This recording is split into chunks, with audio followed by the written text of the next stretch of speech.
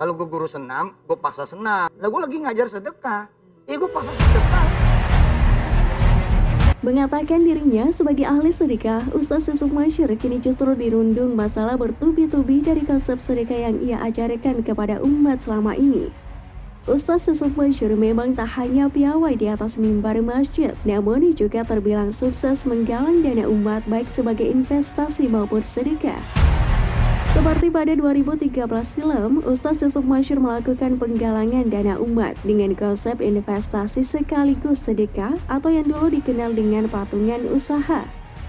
Jemaah saat itu diminta membayar 10 hingga 12 juta rupiah jika ingin bergabung. Dari patungan usaha tersebut, Ustaz Yusuf Mansur mengakuisisi sebuah hotel di kawasan Tangerang. Hotel tersebut diproyeksikan untuk jemaah yang akan berangkat haji ataupun umroh.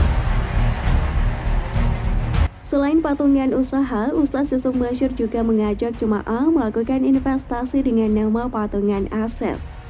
Dalam program patungan aset, Ustaz Yusuf Mansur memungut biaya 2 juta rupiah agar bisa menjadi member. Dari hasil program patungan aset, Ustaz Yusuf Mansur membeli tanah seluas 4,7 hektar. Namun, karena ketidakjelasan legalitas, Menteri BUMN Dahlan Iskan kala itu meminta Yusuf Mansur berhenti menghimpun dana dari jemaah.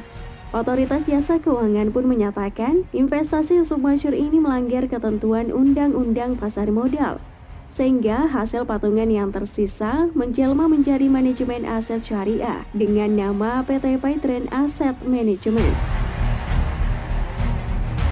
Saat patungan diberhentikan OJK, Ustaz Yusuf Mansur mengatakan membutuhkan dana sekitar 80 miliar rupiah demi mempertahankan eksistensi hotel hasil patungan usaha. Namun karena kekurangan dana, hotel tersebut kini diwakafkan untuk pondok pesantren. Sementara, Paitren membutuhkan dana 1 triliun rupiah agar tetap bisa bertahan di pasaran. Namun karena kekurangan dana, PT Paitren Asset Management kini dijual oleh Ustaz Yusuf Mansur. Berbagai investasi Ustaz Yusuf Mansur itu pun berujung gugatan dari para investor.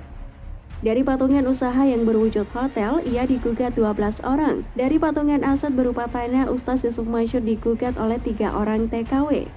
Dari investasi Paitren, ia digugat hingga 98,7 triliun rupiah. Sementara beberapa karyawan menuntut agar gaji mereka dilunasi setelah dirumahkan akibat PT Paitren dijual.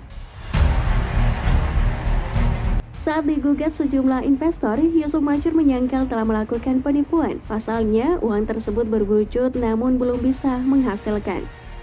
Ustaz Yusuf Mansur pun mengaku tidak akan lari dari tanggung jawab, bahkan menurutnya ia sudah mengembalikan dana milik 2.500 investor dari total 2.900 investor.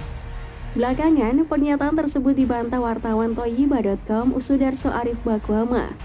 Terkait pengakuan Ustaz Yusuf Mansur sudah memulangkan uang milik investor, Sudarso menantang Ustaz Yusuf Mansur untuk membuka datanya ke publik dengan menyewa auditor independen. Sementara, Hotel City yang disebutkan telah diwakafkan, Sudarso memiliki bukti fotokopi akta perusahaan PT Ainex Arsindo yang menaungi Hotel City. Pemilik Hotel City saat ini nyatanya masih dari keluarga Ustaz Yusuf Mansur, seperti Ustaz Yusuf Mansur menjabat sebagai direktur utama dan istri sebagai wakil direktur.